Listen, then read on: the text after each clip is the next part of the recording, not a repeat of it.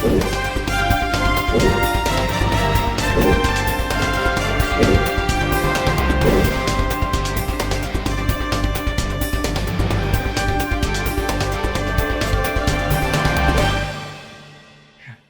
and welcome to episode 18 of The Final Whistle with Ant, Martin and me, Nathan. And today we are absolutely delighted to be joined by current National League assistant referee and founder or co-founder of YesRef, Ben Williamson.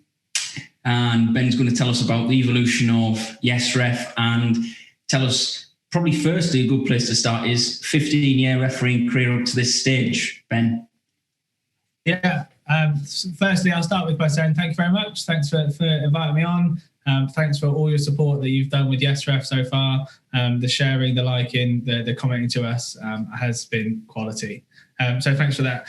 Yes, 15 years, it makes me feel really old now. Coming into my 15th season as a referee and still only made it this far. Referee in Wiltshire, down south where it's really cold most of the time. Started off 2005, I think, was my referee's course. One of the biggest players in Wiltshire, Herbie Magri Overend. Big out to Herbie. Was a great tutor back in the day when you used to sit through and read the laws of the game, and you weren't really allowed to go outside and do much out there. Do you remember those days? Hopefully the training's changed a little bit since then.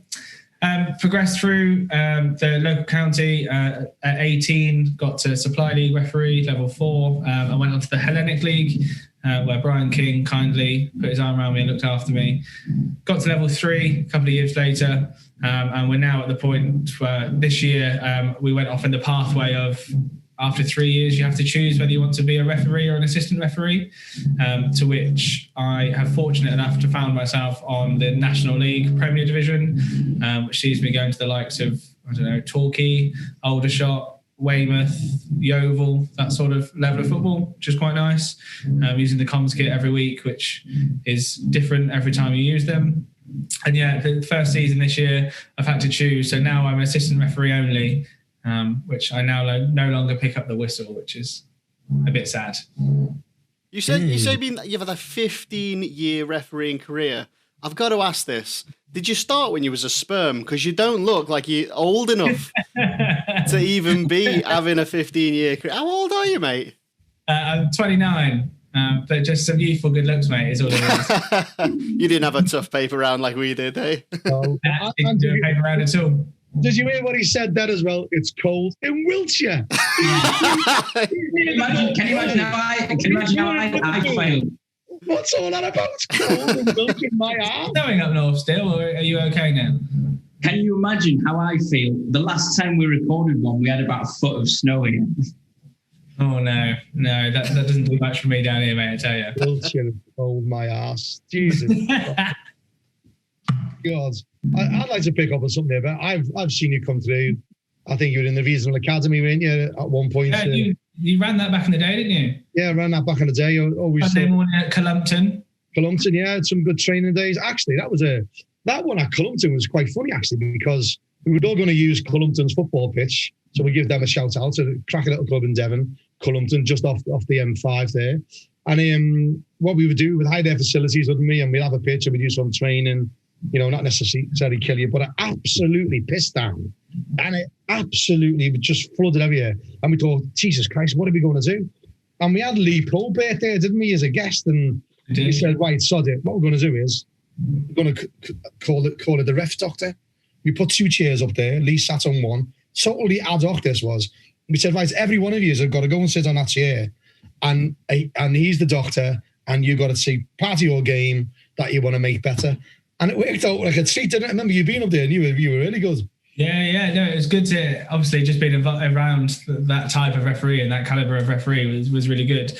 And it was just different. It was a bit unique. It wasn't the kind of general referee training that we used to get, where we just sit at the laws of the game and you come up with some really bizarre, what would happen if 2 flying squirrels came on, started playing football with you. You're like, why in law would we need to? Who cares? Like, that's never going to happen. So yeah, we started doing stuff that was relevant to our game. Obviously, we were all quite young then. All the referees were mine.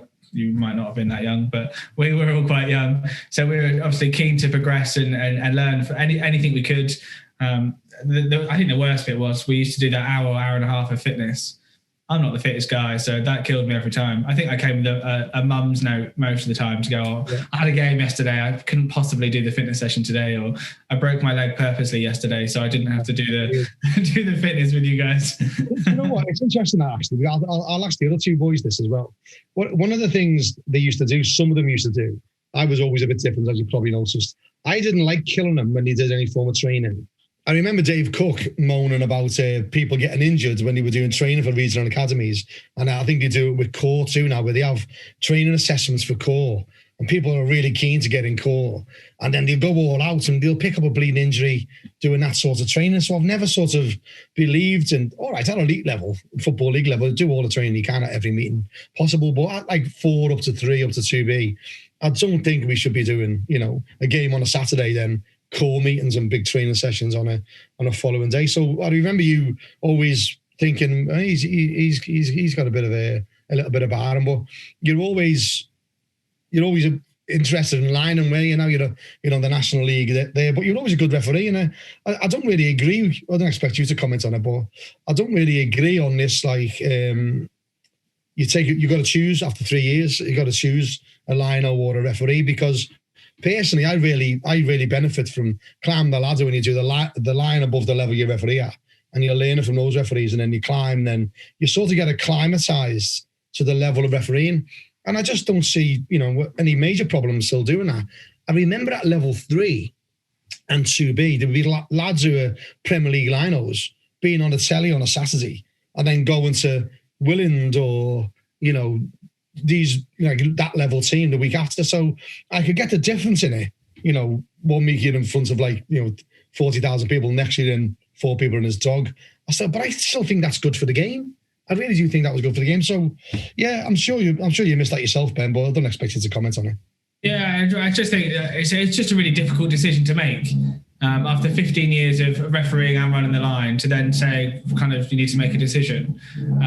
Luckily, as I enjoyed both, it wasn't really too much wasn't horrific. But for some people that really want to referee, but they're doing okay on the line, and at the end of the day, I think we all just strive to want to be the best of ourselves. So, and you want to referee, or you want to be a part of football at the best and the highest level you can get to, no matter what your dream is. If your dream is to get onto the Football League, does it matter if you do it as a referee or as an assistant? The job, I'd argue, is just as important, because you couldn't do one role without the other role. It wasn't an easy decision, but I do enjoy the level of football that I'm at, and using the comms and going to some big stadiums. And part of being a National League assistant is doing the Premier League reserves.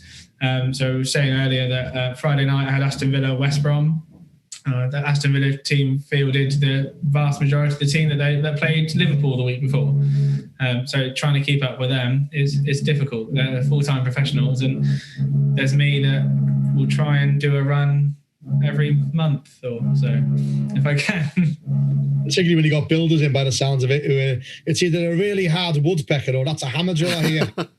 Yeah, and I did tell the woodpecker that it needs to fly off at 2:00. It's not happened. He's like, no, I'm just going to carry on drilling. Just going to keep working. Yeah, so apologies for the background noise. It is what it is. So just with this, the kind of specialization when you get to that level, do you not maybe think, and I know, Ben, it's comments or not, it's up to you, but it's like having to choose what degree you're going to do when you're at GCSEs.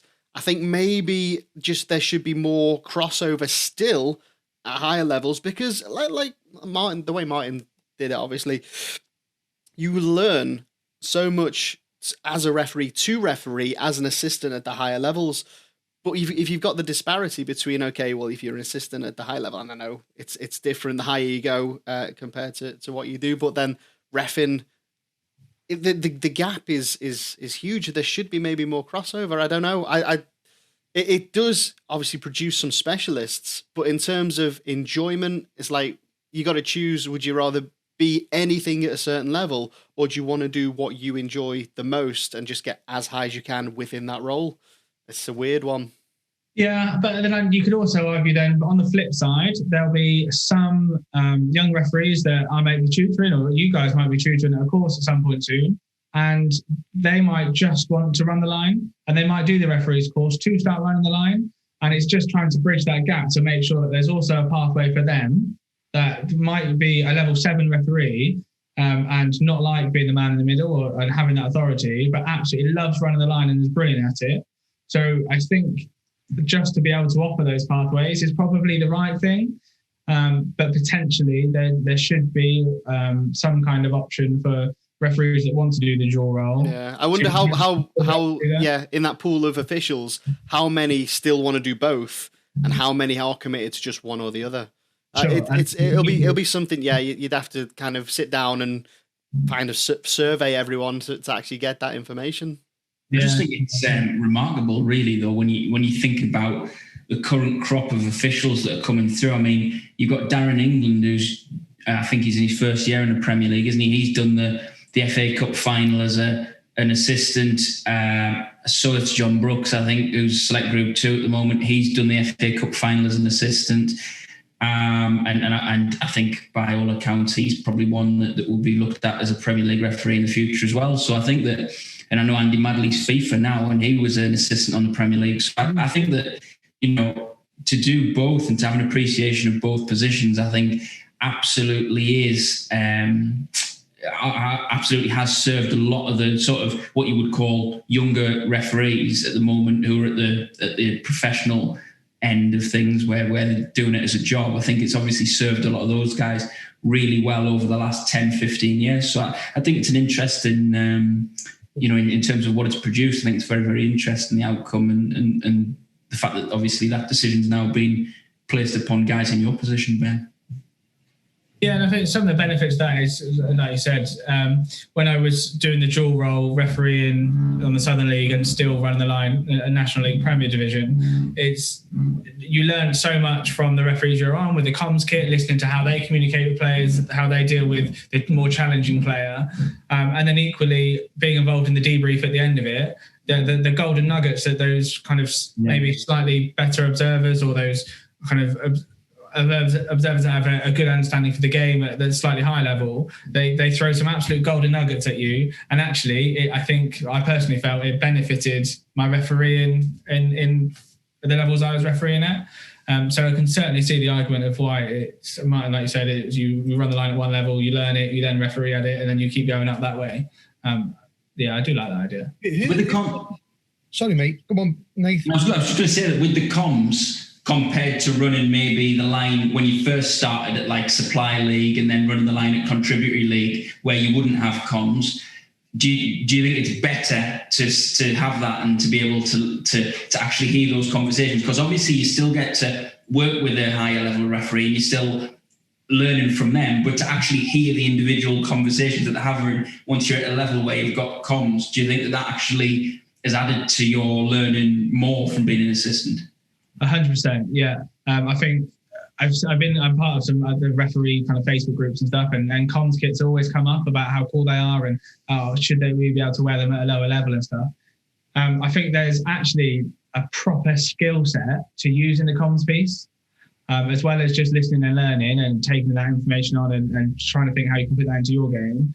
It's not as simple as, well, you put a comms kit on and actually you'll get all the decisions right and things will be easier. Game a few weeks ago on the National League, the referee ball was down my side, I was looking to my left, the ball had just gone out of play, so I've gone up with a flag and I'm on the comms going, ball's out of play, ball's out of play, ball's out of play. At the same time, the other assistant is saying offside, offside, offside, so no one could really hear each other. Then the ball is then put in the back of the net, the referee's looking, all the back four have stopped because they know that the player's offside. The referee's then stopped play, looking over at the assistant. The assistant's got his flag up in the air. I'm still buzzing, going, no, actually, you need to listen to me because on this occasion, my issue comes first. Ball's gone out of play. And it looked really messy. And we then restarted with the correct outcome. We restarted with a throw-in. But that whole art of only speak when you need to speak. If you then hear somebody else is speaking, you should probably just wait, let them finish so that you're heard. As well as trying to keep in line with the second last defender, looking to your left, make sure the ball's not out of play. Do I need to get involved in anything else? Is the people behind me shouting at me? Do I need to listen to them? Are they right? What's going on? It's really difficult. I struggle to do two things at once. I'm trying to talk to you, think and breathe. That's difficult. If you then add into the mix all the football related stuff, it's tough. Yeah. But comms are great, and when you get to use them, it's fantastic. But not at the lower levels. You don't need to learn the skills. Yeah. Exactly.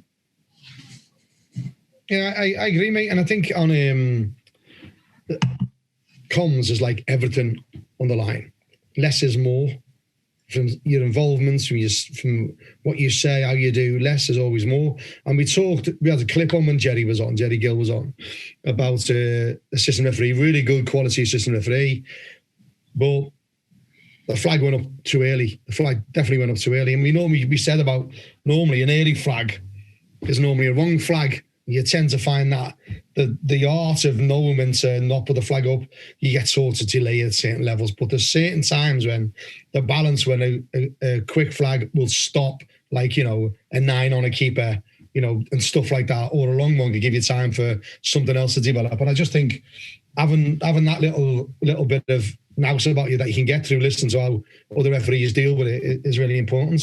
But one of the things I want to ask you, mate, is who does the fourth official at that level? What are they, threes? Yeah, generally level 3 referees. Okay, so they can obviously wear the headset and they can hear what's going on. So I'm sure that the referee who isn't normally at that level, maybe once a month, maybe. I think that would really help a fourth official. They're listening to what goes on as well. So I think I think the opportunity is there to learn from the headsets as you climb the ladder, and I just think it needs to be exploited a bit more. Yeah, no, I don't think I disagree at all with you, mate.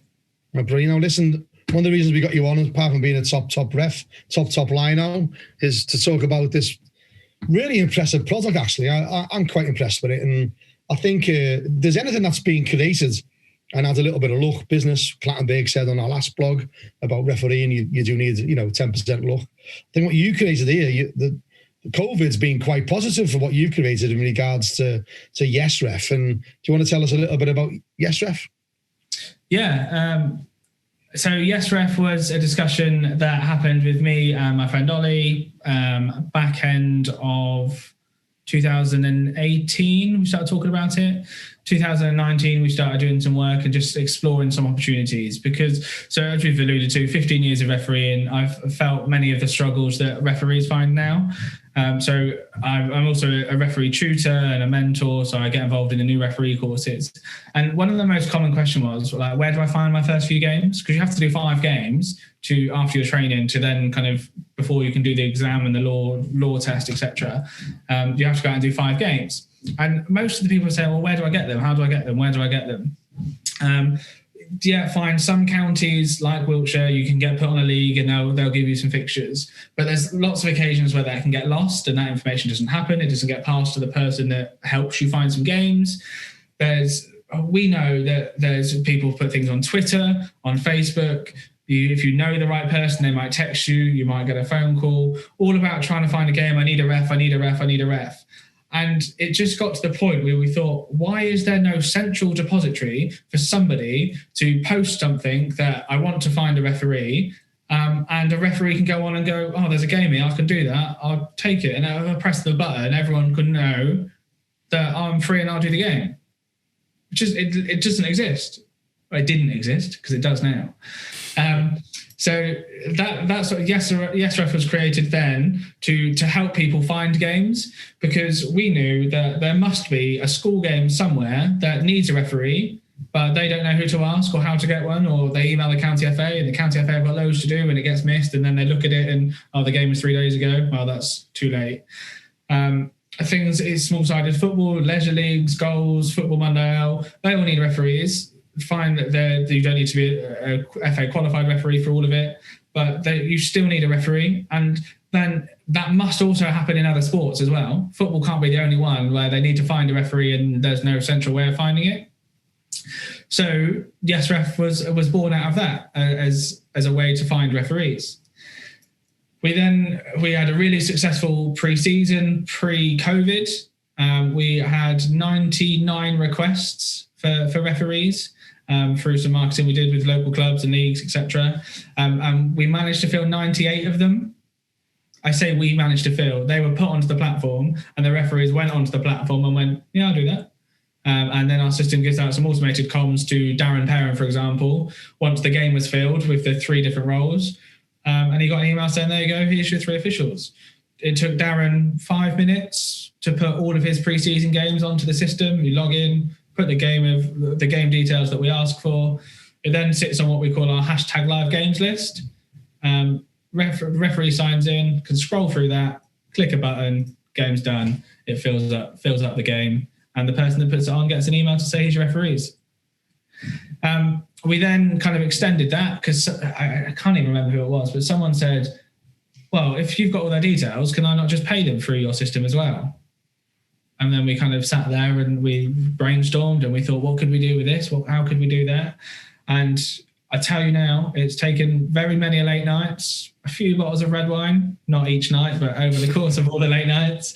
And we found a way that we could give a referee their own individual payment portal where they can store their bank details, because we did some research with clubs and a lot of them were saying that finding cash on match day is really difficult. Especially now in the COVID times, the FA recommends that payments are made digitally. The clubs don't have cash at hand because there's no bar money, there's no gate money because it's behind closed doors and people can't turn up. So where do they get 160 quid cash from? Being able to pay referees digitally without having the need to get everybody's bank details, then sit there and put them all into the system, because how long does it take to set up a new payee? Like that, depending on what bank you're with, it's a couple of minutes. If you've got 3 or 4 to do, that's now like a 15, 20-minute process. Whereas by being with us, in your own payment portal, you can update your bank details whenever you want. You can put yours on, you can put your missus on, you can put your wife's on if your missus doesn't need to find out, whatever you want to do with it. You can pay into any bank account at the click of a button. If you want to change your details, no problem. If you then go to a club and they go, "Oh, it's all right, you were here 3 weeks ago, I'll just pay you, I've got your bank details." What happens if you've changed your bank details between then? The club pays the wrong bank. You want your money. The club said they paid you. Who do you argue with? There's no visibility that payment's happened. But through the YesRef portal, we can see everything. You'll get an email to say that you've been paid, who the game was, the date it was. You get the choice of paying directly into your bank account or into a PayPal account. If you get to choose your preference. The clubs, from a club's point of view, they only have one payee, so they pay us, and then obviously our system then pays out the referees. So they don't have to set up multiple payees in their bank system. It's only ever one, and it's us. So we then came up with YesRef is the easy way to find and pay referees, because we didn't need any really fancy titles. Does exactly what it says on the tin. And what's your rollout? Are you just Wiltshire? Are you nationwide? So we are nationwide. There's no reason behind. We are nationwide. We're doing a lot of work in Wiltshire. We have partnered with the Hellenic Football League, so we're really proud to have them on for this season, and it looks like we're agreeing that they're going to carry on using us next season. We have a discussion with somebody in the USA at some point in the near future, which I'm not going to share too much about because it's just some kind of initial exploratory conversations, really. We have been approached by somebody in Australia about using the system. So even with the social media and the things that we've done now, it's quite apparent that there's a real need for a single location to find and pay referees. We've had discussions, and there's ongoing discussions around different sports, different parts of football, so small-sided as well as kind of the 11-sided game. It works for tournaments in the summer. You need 20 referees, no problem. Stick it on our platform, what you need, and then people can just go and find it. One of the most amazing kind of things that we didn't really think about when we started YesRef was a referee up north. I mean, anything past Swindon is north for me, but I think Nathan, he might have been up somewhere even norther, up with you, wanted to come and referee a game down at Melksham, which is in Wiltshire. It was quite a trek. He said, I don't care about the mileage. I just want to referee at a new ground. He was the correct level. He was entitled to, he was allowed to do so. There's no reason why he couldn't. He just wanted to experience a new ground. So he made that happen. He just went, well, yeah, I'll just come and do the game. So he drove many hours to come and referee at Melksham Town. God, he must have been bored. With the driving, hopefully just with the driving. But I mean, the lack of visibility of opportunities is incredible. Like if I wanted to pretend lockdown is not happening and football's happening, bar that one game at the weekend. Did you hear that there was a kids game that was played somewhere at the weekend? No? I did hear that, yeah. Someone, they just kind of helped themselves to a pitch. There was about, 30, 40 parents as well, and they just had a game of football. Yeah, the police got called in, all sorts. Yeah. But let's pretend lockdown's not happening. If you wanted to have a game tonight, where would you go and find it? Good question. You wouldn't know, would you? No.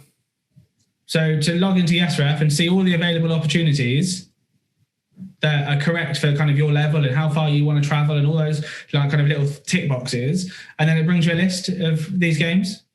Oh, there's one 5 minutes down the road. Yeah, I'll do that. Never heard of that club or team. Yeah, whatever. Yeah, I'll go referee. Bam, job done. It's funny, but you mentioned Melksham a couple of times. Good club. Darren Perrin, top man. Was really difficult as a manager. He's had a bit of a reputation. I've refereed him and been there when my referees have been refereeing him as a coach. The manager, Rich Fay, is a bit of a fan of ours, and he's coming on. He's agreed to come on. Now, we had Jerry Gill on, Bath City manager, top lad, ex-pro. Rich come through the system as a goalkeeper. But what's really, really interesting about Rich is that he's forensic with his referees. He's got a sheet of every referee that's ever refereed his games, and he traffic lights them.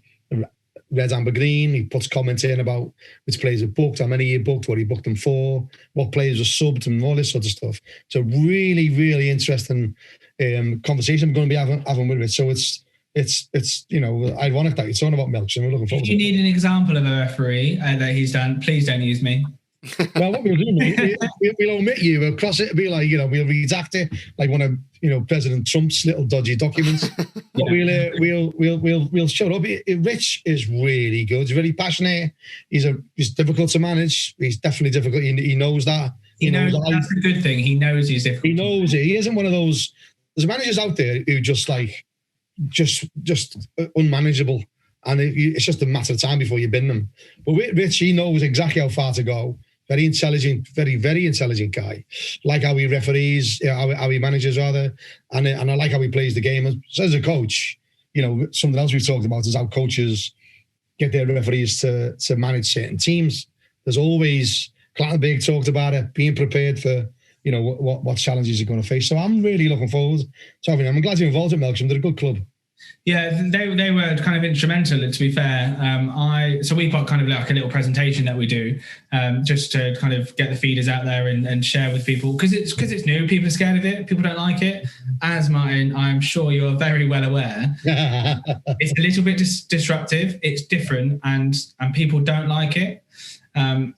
So I've had a kind of a sporting relationship with Darren for several years. I've lived in Melksham for a very long time. So I've grew up refereeing Melksham, if you like. We didn't always see eye to eye, Darren and I. I think it was a penalty that I gave at the Conager once that he might not have disagreed with. He might not have agreed with. It was a bit of a frosty relationship, but again, we moved on, did some more games, and it was fine. So I approached Darren kind of just when YesRef was starting their kind of find and pay referees system, and he loved it. He used us for every single pre-season, just stuck it straight on the platform. I had not too much to do after that. The referees would go on, take the game, he'd get an email, and then they were using the pay referees feature as well. Another great club, Westbury in Wiltshire, they've been brilliant. Greg absolutely loves it because he can get his phone out at half time. He can just do what he needs to do, pay the money, and the referees are getting their money at half time. I thought you were going to say he could get his phone out at half time and get another referee. Yeah. We don't actually offer that feature yet. It's just a second half referee. Yeah, the ref. That's it.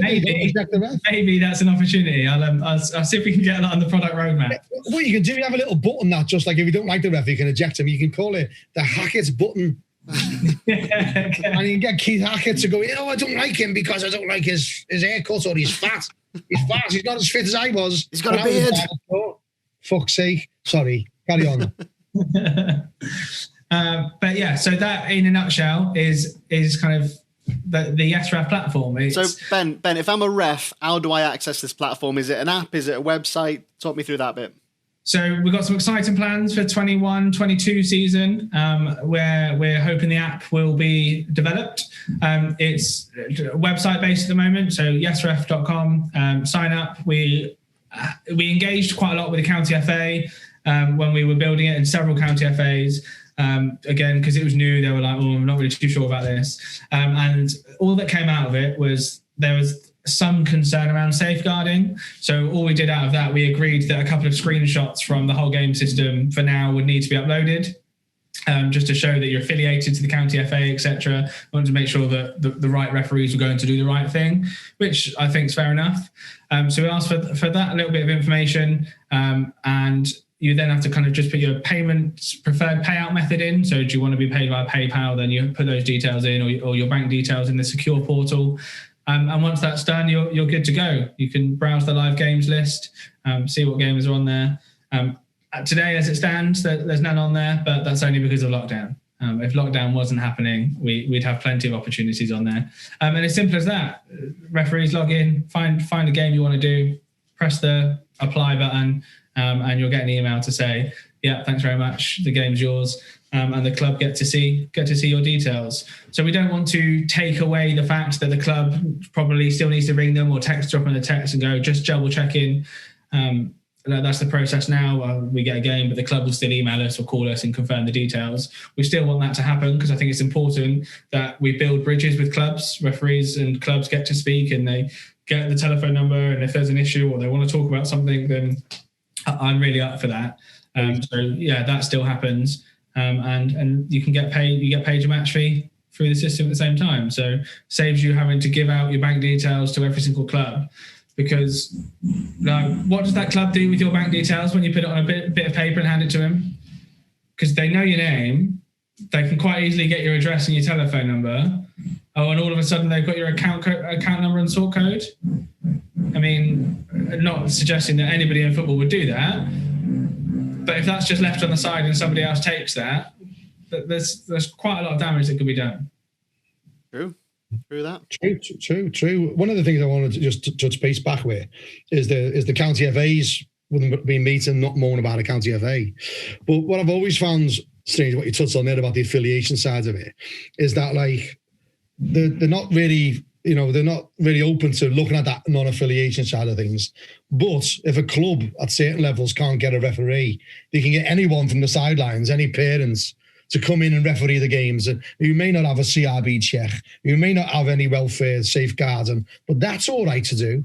But no, don't do the other way around. Don't have a proper referee who's passed all the courses active to unaffiliated football, but you can do the other way around. So I always find that argument's really, really one that pisses me off about County FA. So, but I think your product's really, really good, mate. I think it's really positive. It's something that will help referees, which is why we've got you on. I think you're a good guy. You're really honourable, trustworthy. So we can vouch for you as a good lad. And I really genuinely wish you all the best with it, mate. Thanks, really appreciate that. I think, like we said, it's disruptive, it's different, it's new, it's fresh. It doesn't actually exist other than us. So we're kind of, well, actually, I think you could say we're the market leaders because no one else does what we do, which is quite exciting. But we saw an email that went out from a league fairly local. I won't name who it was, telling their clubs that they're not allowed to request referees via our platform. And we were like, oh, okay, yeah, here we go. Here's the interesting fact. All because that league wanted to keep control of who could referee there. And I'm just thinking, we're giving a club the opportunity who hasn't got a referee to find a referee. What's the issue? Because the issue will be wasn't registered on that league. Yeah, the issue will be this, right? The issue will be the leagues. Some leagues are great. You've mentioned, some of the leagues. Toolstation Western League, great. I know they're talking to you. Yeah. Really, really positive league. Hellenic League, great leagues. Leagues will moan about the FA. Some leagues will moan about the FA and what they can't do with the FA. But then they'll do the same thing to referees. They'll say, oh, you're not doing that when you've got no right to do so. And if any league says that not to work with you, get them to us and we'll give them some stick on Twitter, because this is a wonderful product that helps clubs and helps referees. And like you said, and it's deep ingrained in us three, anything that builds positive relationships between clubs and referees, you've got us on your side. Thank you. It was interesting though. So this guy that I've been speaking to in America, he said that they have kind of assigners or people that appoint the games. They take a cut out of the referee's fee for giving them the game. And then so we've got a call very soon, and he's like, so you're telling me that a club can just go and just advertise that they need a referee? And I'm like, yeah. And he's like, that's incredible. That's crazy. How does that work? It's baffling. Wow. I mean, Ollie and I are slightly annoyed at ourselves that it's taken us this long to come up with this product, because we truly do think it's game changing. Like it's a completely different way of doing things. We know, like up north in Cumbria, they don't appoint the county FA, the leagues don't appoint referees. It's clubs go and find your own referees. Unless you know the manager or you know somebody that is involved in football that needs a referee, how did that new referee at 14 years of age find a game? Particularly where sporadic like Cumbria, yeah, because where pitches and places are few and far between, maybe miles apart as well. For a young referee who doesn't drive, that could be very difficult indeed. It opens. I'm going to say it opens it up as well for the same club to have the same ref week after week after week. We like you because you give us good decisions. We look after you. We get you pints after the game. See you next week. Let's keep that going. It breeds that sort of, the potential for that sort of scenario. The system does? No, sorry. The club. Well, yeah, I guess if clubs go out looking for their own referees. Now, I expect at a certain level, the league secretaries, the ones that will go out and assign their own referees from maybe a county level, will continue to do that. But I think for like friendlies and stuff, I know over this summer just gone, I picked up maybe half a dozen games just off Twitter. And if YesRef existed as a product then, fantastic, because those friendlies could have been given out that way. Sure, and Twitter is a great way to get games. We've all done that and seen one. But if you scroll past it, like how likely are you to see it again? Yeah, no, exactly. Unless I get atted, like someone else has seen it and gone, oh, he's a ref, so ask him. It's for us. It's just about having that single place, and that doesn't matter what sport you are. It doesn't matter what level you are. I want to go and find a game to referee. Where should I go? YesRef. Yeah, I'd much prefer going on a platform like YesRef than trawling Twitter on the off chance I might get a game through that. If you live in London and you need a taxi, you're just going to go to Uber, aren't you? Exactly. But we'd like to think that we're the Uber for referees. You're the Uber, you're the Airbnb, you're the Amazon. I can see what you've seen in the market and what your product does to fill it. And you're going to nail it. I know you are. Yeah, fair play to me, because we get a lot of people come to us on our Twitter accounts. Oh, we need referees for here, and what we've started doing, which I'm sure you will notice, is if particularly it's brilliant pre-season this. If someone gives a referee loads, oh, that referee has been shite, I go to them and I say, listen, everyone, this club here has just give this referee loads of shit. When they come for wanting pre-season friendlies, you know what to do, don't you? No thanks. Just say no. So I think that's where I think this is, because I wouldn't be surprised if it develops into like feedback from clubs and feedback from referees. And I think there's lots of ways where, I've even said about rate my club. I was really keen on starting something up, and if anyone else wants to start, have it, rate my club, where referees rate clubs.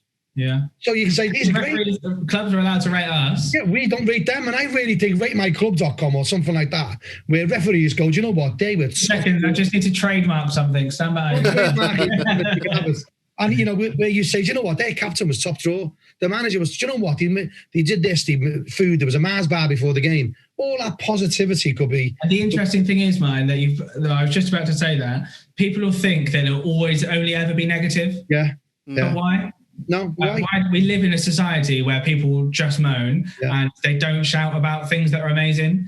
So yeah, people would go, oh, the referee was poor. He gave a penalty against me in the 90th minute. I don't want him back again. But actually, to go, that referee was brilliant. He spoke about decisions. He did this, he did that. He'd done the things that we want him to do as a referee. And for referees to go, amazing club. The food was banging after the game. The captain shouted at me once. We had a chat. He was brilliant after that, understood my point of view. And I think that's also just kind of a build on the ref support things that you guys are doing with clubs and trying to bridge that gap. And our initial slogan for YesRef was connecting sports and referees, because that's all we want to do, bring them together and just find an easy platform just that people can find each other.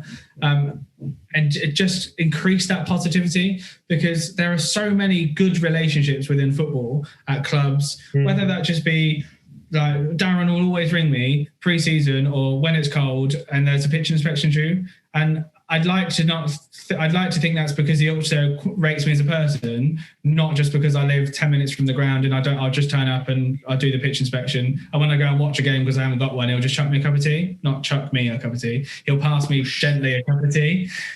Because we have that positive footballing relationship. And that's why I knew when YesRef was launched and I was thinking, who could I go to go, come on, I've got a little idea, I'd love you to use us. I thought of Darren straight away, because I know that we have that relationship where he'd either look me in the eye and go, Ben, your product's shit, what a waste of time. Yeah, he was. Or, oh my God, game changing. I love it. Thankfully, it's game changing. I love it. And we sorted out his pre-season for him. I think one of the things that Martin touched on there as well, which I really liked and I really wanted to point out, is I've been, on the mailing list or following with YesRef for a long time. Obviously, we first spoke probably about 18 months ago. And what I really like is the fact that there's a monthly update. There was one on Christmas Eve as well, telling me how YesRef had gone over the period of 2020.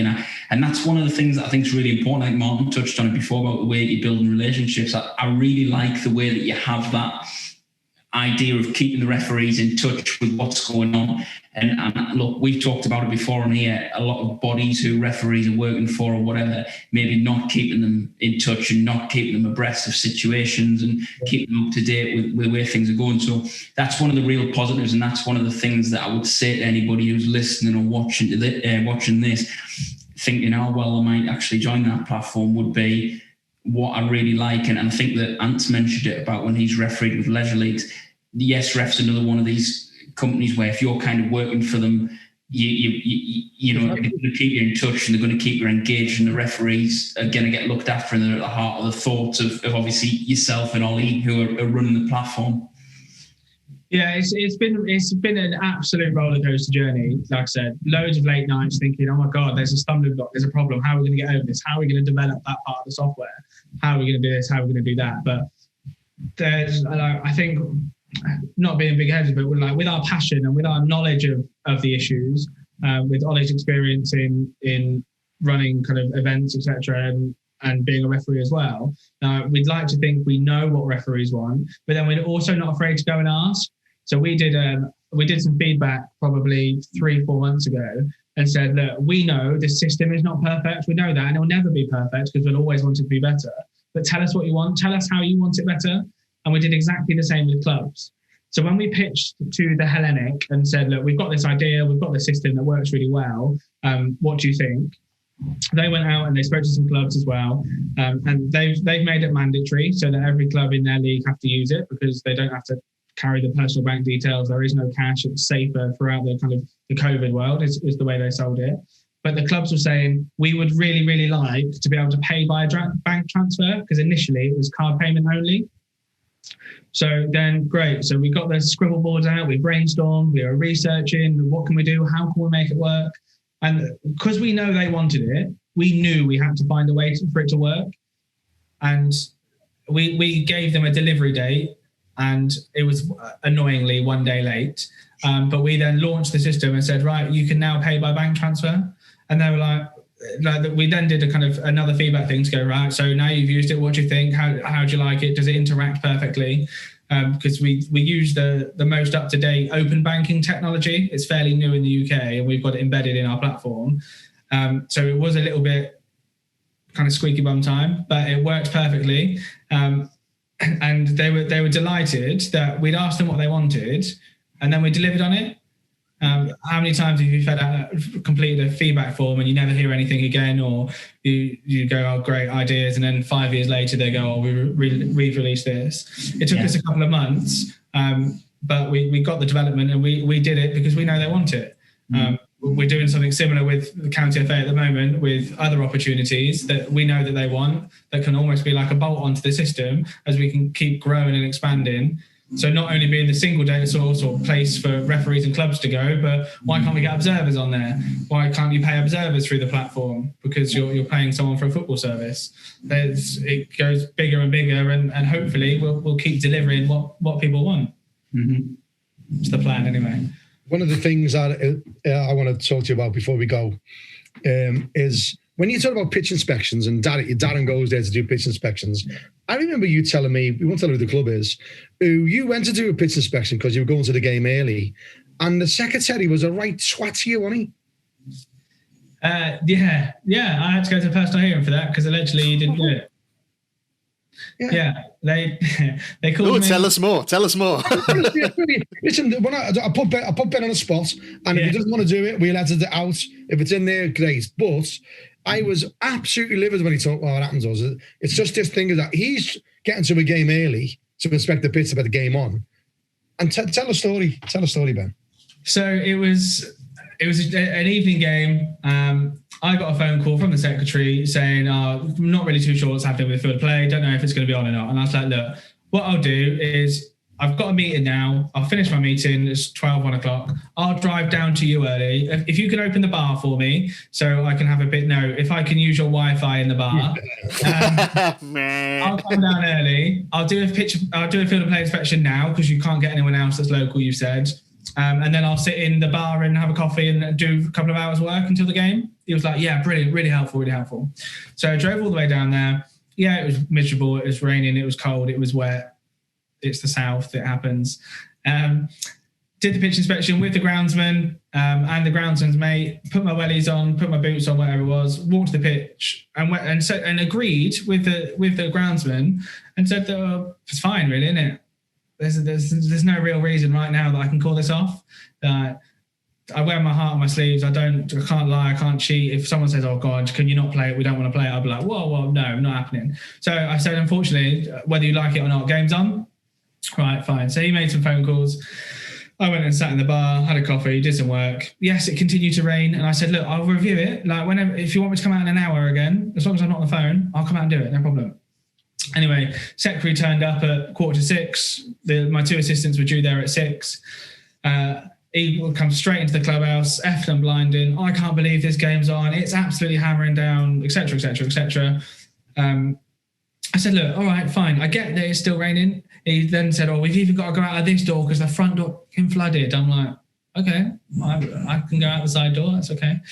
So I went out. I said, oh, my guys are here now. My assistants are here. Let me stick some bag in the dressing room. We'll go and check the pitch again. So we both put our boots on, went out. The pitch was a little bit wet in one place. It was playable. There was no issues with it. So I went over to tell the home club. The away team had just started arriving in dribs and drabs. Knocked on the dressing room door of the home club where they were all shielding because it was raining. And said, yeah, sorry, gents, game's on. There's nothing wrong with it. He then starts screaming, shouting, effing and blinding in my face. He's pointing at me, telling me that if anyone hurts themselves, it's my responsibility and I've got to take blame. There's kind of spit will come out of his mouth at the same time. And they're like, oh, this is a little bit extreme, but game's still on. Strangely, I've not changed my mind. I went and told the away team and they're like, yeah, no problem. It looks fine from here. Went and played the game. Yes, the pitch cut up a little bit. It was wet. It was fine. It was playable. Played the game. Obviously, I explained to them that I'd be reporting the secretary for his comments and what happened. And he then, my two assistants were stood right behind me, so that all three of us witnessed it. All three of us put our reports in. He said that he didn't do it, and we went to a personal hearing, which was delightful. So the story here is, don't end on a negative, we'll end on a positive, is there's many referees out there who'll give their time up free of charge to come and do your pitch inspections, to come and help you out as a club. Don't shit on them because they won't come back and they will talk to other referees and go, nah, don't go to that ground because they treat you like a knobhead. So any clubs out there that we want to build positive relationships, maybe have a think about when you are getting referees who go out of the way like Ben's is to help you. That there are a lot of clubs out there that will treat referees properly, and they're the ones that'll get games for friendlies. So just remember that. And on the flip side of that, if Darren rings me and asks me to do a pitch inspection and I can't make it, I'll always go, leave it with me though, mate. I'll find somebody for you. Yeah. I'll take that pressure off you. I don't have to, but we have that positive relationship. Like, Darren, don't worry, I'll get someone there for 10 o'clock if that's when you need it. Not a problem at all. This is what I mentioned in the last episode as well. We get a few bad stories about referees, but on the whole, we all want to help each other and lift each other up as one big refereeing community, because that's just our nature. I think for the most part, that's who referees are. We're there to support the game and support each other. So, and that's just an example of it there. We do this. It doesn't matter what age you are, what level you are, where you referee in the county, what level you referee in the country. We do this because we absolutely love it. We love Saturday's football day. That's probably why I'm still single, because Saturday's my day. And now the level of football I'm at, also Tuesday's a football day, and Monday afternoons are possibly football day, and Fridays, and now Sundays with the PL2 on a Sunday too. They're all football days. We live for this. This is the passion that we have for what we do is incredible. And I think the sooner and the better that other people within football, mainly at clubs, realise that we do this because we absolutely love it, not because we're all the Mark Clattenburgs of whatever level we go and referee. We do it because we care and we love it. The world will become, the footballing world, the sporting world will become a much better place. And especially if you use YesRef to find your games. And you use that good little plug at the end. Yeah, I'm the builder. I give you builder a plug. Yeah. He almost stole your thunder there. He almost come in and goes, and drilling services are also available. Available on YesRef. Yeah, imagine he opens the door, he's in. Brilliant. Well, listen, mate, thank you for your time. All the best with it. You got our support. We'll retweet it. We'll help you like we do with anything that helps referees. So we'll pick no sides. So all the best with it, all the best for the season, and thank you for your time. Thank you so much, gents. Thanks for inviting me on. Really enjoyed it, and we'll speak soon. Thanks, Ben. All the best. Bye-bye.